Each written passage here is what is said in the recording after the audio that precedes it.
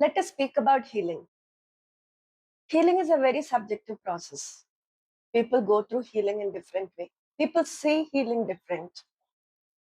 I'm going to speak about from my own experience. Everything I speak today, you may not be able to connect with, but I hope at least some of the experiences may have some kind of a relevance in your life.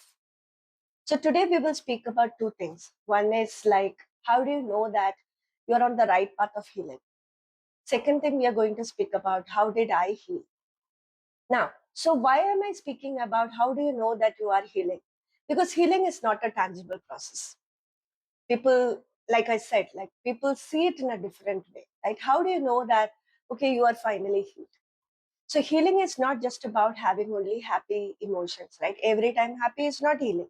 I think as an adult, everybody know that being happy every time is not really something which is possible for us, because as long as we are alive, we're gonna have failures, and when you are going to fail or when you are failing, you're gonna feel sad, angry, maybe frustrated, or sometimes you may also go through some kind of a grieving situation as well. Now, healing is more than that. It is not a tangible outcome, right? When you press a switch, the light comes. It's a tangible outcome. You will be able to see. Everybody will be able to see, okay, this is a dark room or a light room. Everybody will be able to say that. But when it comes to these qualities like, healed heart, right? Or somebody who is confident or not confident, everything is like very intangible and very soft, abstract, and it is very difficult for people to realize that whether they are on the right path of healing, right? So I'm just going to explain like how did I realize that I'm on the right path of healing and I'm almost healed. So first thing is the analytical mind I'm able to bring into the situation which was bothering me. So a few days ago, I was just reading my diary articles and I saw that I had a lot of limiting beliefs, and I saw myself as a victim. See, whatever that happened to me was definitely not justified. It was really bad. But at the same time, I stretched those sufferings by interpreting it in a different way. I had an option of seeing it a different way, but I was not able to do, and it is not wrong on my side, and that is a process which everybody will go through when they have a setback. We all have to allow ourselves to mourn. We all have certain moments of victimizing ourselves. We all have our moments of holding on to those limiting beliefs, and it is okay. But at one point when you are out of that situation, if you're able to bring in that detached perspective or a balanced perspective on it, like, okay, this was a belief which I had, and this is the thought I had, and this is the way I took it. I could have thought in this way, I could have felt it this way. Like, if you're able to bring in alternative possibilities to the same situation, then that is an analytical mind, right? And that analytical mind you're bringing to the situation which is very emotionally charging to you, which means it's a sign of a healing. Second thing, I noticed a few days ago when I got up, I had nothing much to look forward. Pretty ordinary routine day. And I had to start my work, I had to do some routine work, and I had a few calls, and that's it. There is nothing like, there is no friends meet, and there is nothing, something which I'm looking forward, absolutely nothing. It was pretty monotonous, and I was completely okay. It's not as easy as you think. It I think for the past majority of my life, I think 20-25 years of my life, I always wanted something extraordinary happening. I wanted something to be hopeful for. I wanted something to look forward for.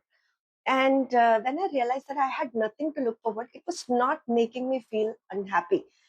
It was making me feel okay. I'm fine. Even if I have nothing, even if this is a mediocre day, I'm fine.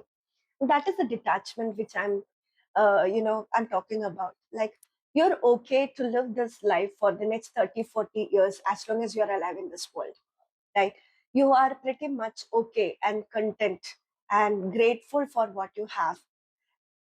Unless you have that kind of a content feeling, you will not really be able to healthfully go for your goals, is what I believe. And the third one, what I felt is like, I had this confusion. So every 3 4 days sometimes I will have some low point, and sometimes there are certain moments I feel very bad and I may cry. And I thought maybe, oh no, why am I crying? I thought I am healed, right? But crying or being sad is not really a bad sign of not, like, it's not a sign of unhealed heart, right? Because being sad is okay, actually. You have to feel all the kind of emotion, whole spectrum of emotions you may experience as long as you're alive, because that is the part of being alive, right? And what I felt is like, what I noticed is like, whenever those emotions happened and whenever the low point happened, whatever I was feeling, sometimes when I think about the past, whenever I think about the loss which I had to go through, I feel bad, I feel sad, and but I never felt that I have to do something about it. I never felt that I have to act on it. I have to panic, and I have to anxiously take some step to erase that emotion from my mind. I was okay, I was allowing me to experience that emotion, feel those emotions, and that is definitely a sign of healing.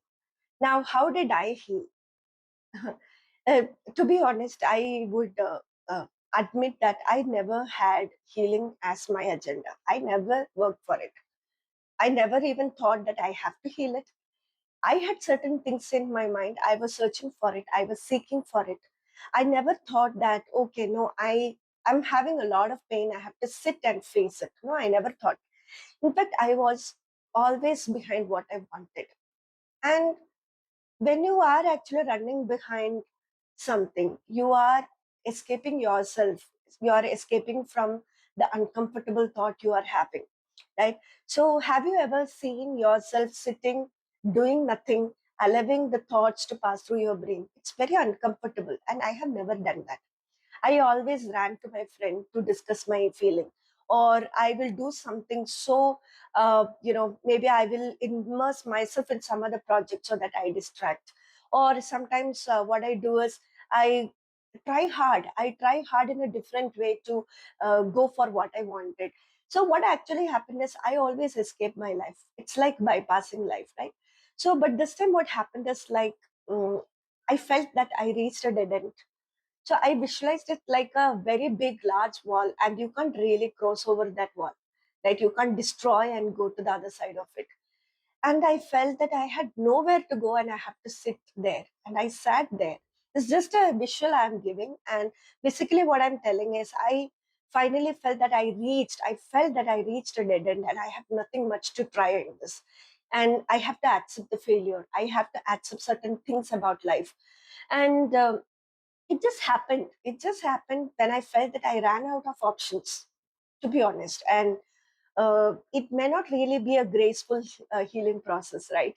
When we see, I did really learn in the first experience. It was not graceful. It was always messy for me. It was always back and forth for me. It was always highs and lows. And it was not very pretty and perfect process of healing. It didn't happen that way. So I healed when I had nothing much to do about it, when I had no options to take. And so what I did is like, I just sat through it, and I faced each emotion. I saw all these emotions through my own eyes, or through my own, what do you call, eyes means it's not tangible. What I meant is like experienced. I was observing my own mental experiences when I was going through each of these emotions. And I try to affirm myself. I try to work on, like, trying to bring in different perspective to it. It was not very easy. It was not, beautiful process. It was ugly.